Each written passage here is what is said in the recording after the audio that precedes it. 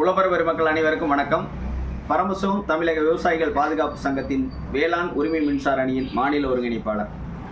புதிதாக தமிழக முதல்வராக பொறுப்பேற்றிருக்கின்ற ஜோசப் விஜய் அவர்கள் திருப்பூர் மாவட்டம் பெருமாநல்லூரிலே தேர்தல் பரப்புரையின் போது 5 ஏக்கருக்கு கீழே இருக்கக்கூடிய விவசாயிகள் கூட்டுறவு சங்கங்களில் வாங்கியிருக்கின்ற பயிர்க்கடன்களை முழுமையாக தள்ளுபடி என்றும் 5 ஏக்கருக்கு மேல் இருக்கக்கூடிய விவசாயிகளுக்கு 50% தள்ளுபடி என்றும் பரப்புரையிலே கூறியிருந்தார்கள். விவசாயிகளும் 2 கட்சிகளும் மாறி மாறி ஆட்சிக்கு வந்து விவசாயிகளுக்கு எந்தவித திட்டங்களையும் கொண்டு வரவில்லை. புதிதாக ஒருவர் வந்தால் ஒரு மாற்றத்தை விவசாயிகளுக்காக கொண்டு வருவார் என்ற நம்பிக்கையிலே பெருவாரியான வாக்குகளை அளித்து தமிழக முதல்வராக விஜய் அவர்களை அனைவரும் முதல்வராக்கினோம். ஆனால் அவர் தேர்தல் பரப்புரையிலே கூறிய வாக்குறுதியை நிறைவேற்றவில்லை. 50,000க்கு கீழே வாங்கியிருக்கின்ற விவசாயிகளுக்கு தள்ளுபடி என்றும் 1 லட்சம் ரூபாய் வாங்கியிருந்தால் 5,000 தான் தள்ளுபடி என்றும் சொல்லி இருக்கின்றார்.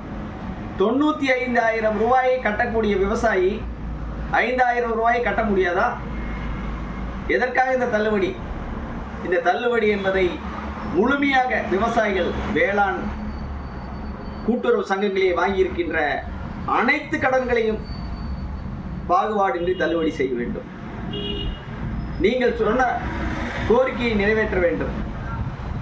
இதை நிறைவேற்றவில்லை. ஆகவே அதற்காக தமிழக விவசாயிகள் பாதுகாப்பு சங்கத்தின் சார்பாக வருகின்ற ஜூன் 1ஆம் தேதி அனைத்து மாவட்ட தலைநகரங்களிலும்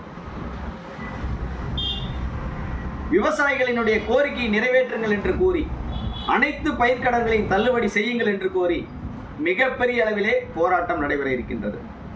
அதற்கு அனைத்து உழவர் பெருமக்களும் அரசியலை கடந்து ஜாதி மடங்களை கடந்து உழவர்களாக ஒன்றுபட்டு நமது கோரிக்கைகளை வென்றெடுக்க வாருங்கள்.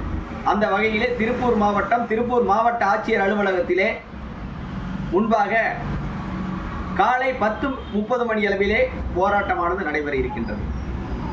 பெருந்திரளாக வாருங்கள். ஆண்கள், பெண்கள், குழந்தைகள் என பெரும் கூட்டத்தை அழைத்து வாருங்கள்.